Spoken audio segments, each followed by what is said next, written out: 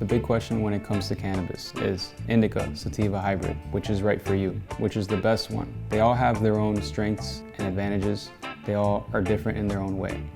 As far as the physical properties of the plant, Sativa is going to be more of the earlier plant. It's going to be harvested around 50 to 60 days, which means it's less mature, it's gotten less time to develop. On the opposite end of the spectrum, we have Indica. Indica is going to be more of a developed plant with more properties to it.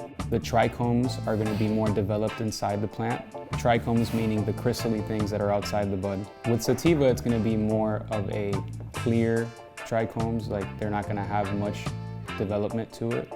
When it comes to sativas, it's going to be more of a head high. It's going to be more focus and energy driven. Indica couch. It's going to be more of a body high, a lot more relaxed. But with hybrids, it's basically falls in the middle. Hybrids can be indica leaning, they can be sativa leaning, or they can just be straight 50-50. There's many different ways to consume cannabis.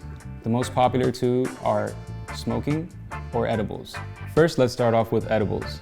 Any oral way of ingesting cannabis is going to be a lot more efficient because your body is able to break down a lot more of it. There's a higher absorption rate. So for example, with gummies, you take one gummy, you wait about an hour, and your body during that time is breaking it down, and the absorption rate, which means how much your body is actually consuming of the THC, is closer to maybe 40-50%. If you're on an empty stomach, your body absorbs a lot more of the THC, so it can even be closer to 60% absorption rate. So now let's move on to tinctures. Tinctures is a lot less popular than gummies or any other form of ingesting cannabis, but with tinctures, it's a lot more efficient. It's actually the most efficient way to take cannabis. These, you're supposed to put them under your tongue, hold it there for a few seconds, and we have mucous membranes under our tongue, which picks up the cannabis a lot more efficiently. So if you take a gummy, it takes 45 minutes to an hour to kick in. If you're taking a tincture, which will take maybe just 5 minutes to kick in, if you do it the correct way. Flower is going to be the most popular way of consuming cannabis. Most people know as it is the most popular way to consume cannabis. You just put it inside a blunt or a joint, or you can use a bowl. Disposables, again, pretty basic. They're just like cartridges, except you don't have to have a separate battery. So now let's move on to wax. This is going to be the strongest way of inhaling cannabis. Wax is essentially a cannabis concentrate. It typically ranges from about 80 to 95% THC. So it's definitely not for first-time users, unless you have someone that knows what they're doing. The different ways to consume wax are a little bit more high-tech, as you could say.